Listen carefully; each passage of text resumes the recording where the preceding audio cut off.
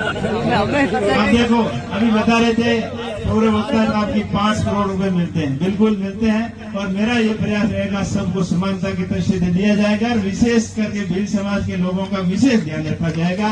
और आप कह रहे हैं तो आपके लिए 20 लाख रुपए इस समाज के लिए आप जहाँ कहोगे, चाहे स्कूल के हो चाहे हॉस्टल में हो, जहाँ भी आप कहोगे 20 लाख रुपए के लिए आप बता देना, आपके लिए व्यवस्था करवाएंगे।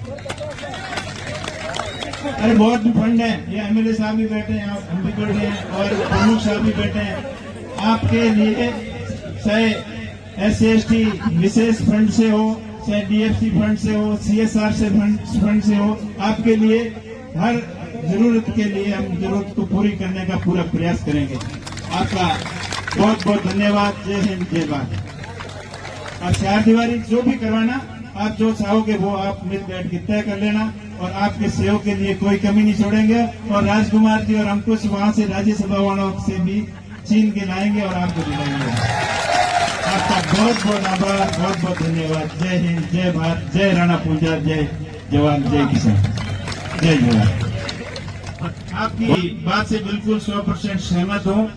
अगर समस्या को अपन समस्या समझकर बैठ जाएंगे तो उसका कोई समाधान नहीं है, लेकिन समस्या को समस्या नहीं मानते हुए उसके खिलाफ संघर्ष करोगे तभी आप आगे बढ़ पाओगे।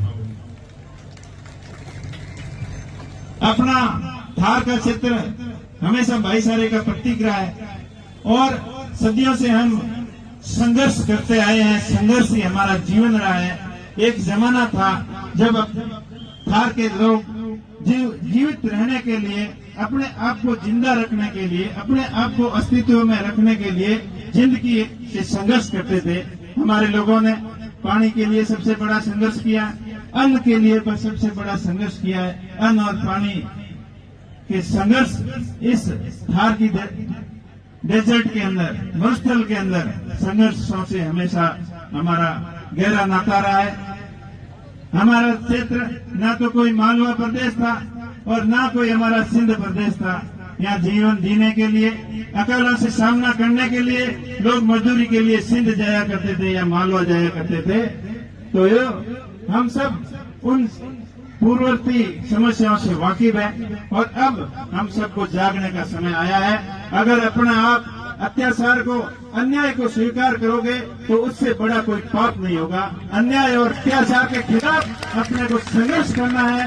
चाहे अन्याय अत्याचार किसी के साथ में हो सकता है तो उसको दबाकर नहीं रख सकते और अन्याय को आप स्वीकार भी नहीं कर सकते।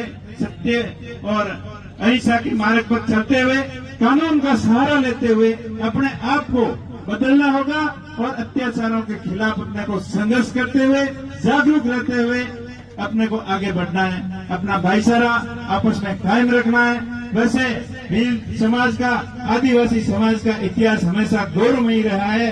चाहे पुराने समय की बात करो, राजा रजवाड़ों के समय की बात करो, तो सब युद्ध के समय सबसे अग्रणी पंक्ति के अंदर कोई लड़ाका था तो भील समाज के लोग थे, आदिवासी लोग थे। राणा पूजा की वो सेना थी जो महाराणा प्रताप के से कंधा मिलाकर हल्दी घाटी के युद्ध हो, चाहे कोई भी अंग्रेजों के खिलाफ जो आजादी के जो क्रांतियां हुई, उन सब के अंदर भील समाज का, आदिवासी समाज की भूमिका सबसे अग्रणी रही है। तो हम सभी उस लड़ाका कौम से आते हैं जो कभी अन्याय और अत्याचार स्वीकार करना ही नहीं सीखा। लेकिन इसके अंदर ऐसी परिस्थितियां हुई जो आर्थिक रूप से हम कमजोर हुए, कई अकालों का सहारा। तो अब अपने को जागने का समय आ गया है और कानून का सहारा लेते हुए, संविधान को मानते हुए अपने आप को संघर्ष करना है। और आप लोगों की बात मांग, जायज मांग भी है कि डेजर्ट जो ट्राइबल के लिए अलग से जो कोई व्यवस्था, जो अपने थार के क्षेत्र के आदिवासी लोगों के लिए अलग से कोई व्यवस्था हो। और थार उत्थान के लिए मैं तो कह रहा हूँ सभी थार वासियों के लिए विशेष कोई आर्थिक पैकेज हो और विशेष सरकारी नौकरियों के लिए थार के क्षेत्र के लोगों के लिए विशेष सुविधा हो, ताकि अपना क्षेत्र सदियों से अभाव के क्षेत्र में रहा, अकालों का छाया रहा और विकट आर्थिक परिस्थितियां ऐसी रही कि जो प्राकृतिक समस्या अपने ऊपर रही, उन सभी समस्याओं से सामना करने के लिए सभी 36 कौम के लोगों को एक होकर संगठित होकर आगे बढ़ना होगा और अत्याचार और अन्याय के खिलाफ अपने को संघर्ष करना होगा। कोई भी आदमी किसी भी तरीके का अत्याचार और अन्याय नहीं सहन करे। इसके साथ साथ आप अपना पिछड़ा क्षेत्र जिसमें हम सब आते हैं, जो लोग नशे से ज्यादा लगाव करते हैं और नशे की आदत पड़ गई है, उनका आर्थिक नुकसान बहुत ज्यादा हुआ है। तो मेरा इस मंच से माध्यम से आप सबको यही कहना चाहूंगा कि सभी प्रकार के नशों से आप त्याग करें, चाहे शराब का नशा हो, चाहे अफीम का नशा हो, चाहे जर्दा बीड़ी गुटखा का किसी भी प्रकार का नशा जो करते हैं, वो ये प्रण ले कि नशों को त्याग कर जितना नशे के ऊपर खर्चा करते हो उतना आप एजुकेशन के ऊपर खर्चा करो, अपने बच्चों के ऊपर खर्चा करो, ताकि आने वाला समय के अनुसार अपने आप को तैयार कर सकें। और अपने आने वाले समय के हिसाब से अपन तैयार नहीं रहेंगे तो जमाना अपने आप को पीछे छोड़ देगा।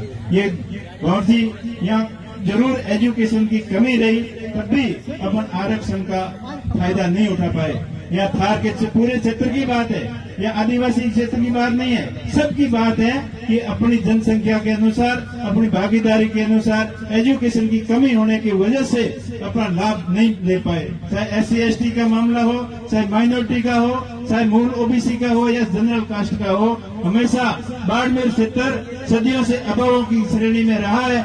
और यहाँ लोग ऐसा मानते थे कि यहाँ कोई अधिकारी आना नहीं चाहते थे, और जो कोई परेशान करता था उसकी परेशान के लिए एक काले पानी की सजा के रूप में बाड़मेर ट्रांसफर का डर बताते थे। लेकिन अभी परिस्थितियों के साथ में कुछ बदलाव हुआ है, हमारा प्रकृति का भी कुछ आशीर्वाद मिला है। यहाँ क्रूड निकला है जो काला सोने के रूप में, जो हजारों करोड़ की रॉयल्टी राजस्थान सरकार को मिल रही है। अपने क्षेत्र के अंदर सौर ऊर्जा, विंड पावर और अन्य खनिजों की भरपूर मात्रा है, तो उनके दोहन के लिए भी आने वाला समय मेरे हिसाब से सबके लिए अच्छा होगा। और अच्छा तभी होगा जब हम एजुकेशन के प्रति जागरूक होते हैं। जयराम जी यहाँ बैठे, आप बलोत्रा के अंदर बहुत अच्छे कार्यक्रम कराते हो समाज सुधार के लिए, हॉस्टल के माध्यम से, अलग अलग सामाजिक प्रोग्रामों के माध्यम से हमेशा यही कहते हो कि अब एजुकेटेड होंगे, शिक्षित होंगे, तभी विकसित हो पाएंगे। तो मेरा आपसे सब यही आह्वान है कि एजुकेशन के प्रति, शिक्षा के प्रति आप जागरूक रहें, नशों पतों से दूर रहें और आपसी भाईचारा बनाए रखें, और अत्याचार किसी भी सूरत में आप सहन नहीं करें। अन्याय और अत्याचार के खिलाफ हमेशा संघर्ष करें। और हम सबका दायित्व बनता है कि जिस किसी के साथ में अत्याचार और अन्याय होता है उनका साथ दें, और किसी के साथ किसी भी प्रकार का अत्याचार अन्याय नहीं हो, ये सभी थारवासियों की अपना जिम्मेदारी बनती है। और आपने यहाँ बुलाया, मान सम्मान किया, इसके लिए आप सभी का बहुत बहुत आभार, बहुत बहुत धन्यवाद। और आपने इस संस्था के सहयोग के लिए बात की सांसद मत से, तो वो आप जो समाज के लोग तय करके मुझे बताओगे वो मैं करने के लिए हमेशा तैयार हूँ। और मेरा 36 कौम के लोगों के साथ में एक समान व्यवहार रहेगा। आप बता देना क्वेश्चन। आप देखो, अभी बता रहे थे पूरे वक्त आपकी 5 करोड़ रुपए मिलते हैं, बिल्कुल मिलते हैं। और मेरा ये प्रयास रहेगा सबको समानता की दृष्टि से दिया जाएगा, और विशेष करके भील समाज के लोगों का विशेष ध्यान रखा जाएगा। और आप कह रहे हैं तो आपके लिए 20 लाख रुपए इस समाज के लिए आप जहाँ कहोगे, चाहे स्कूल के हो, चाहे हॉस्टल में हो, जहाँ भी आप कहोगे 20 लाख रुपए के लिए आप बता देना, आपके लिए व्यवस्था करवाएंगे। अरे बहुत भी फंड है, ये MLA साहब भी बैठे हैं, हम भी बैठे हैं, और प्रमुख साहब भी बैठे हैं। आपके लिए चाहे SC/ST विशेष फंड से हो, चाहे DFC फंड से हो, CSR से फंड से हो, आपके लिए हर जरूरत के लिए हम जरूरत को पूरी करने का पूरा प्रयास करेंगे। आपका बहुत बहुत धन्यवाद। जय हिंद, जय भारत। आप 4 दीवारी जो भी करवाना, आप जो चाहोगे वो आप मिल बैठ के तय कर लेना, और आपके सहयोग के लिए कोई कमी नहीं छोड़ेंगे। और राजकुमार जी और अंकुश वहां से राज्यसभा वालों से भी छीन के लाएंगे और आपको दिलाएंगे। आपका बहुत बहुत आभार, बहुत बहुत धन्यवाद। जय हिंद, जय भारत, जय राणा पूंजा, जय जवान, जय किसान, जय जवान।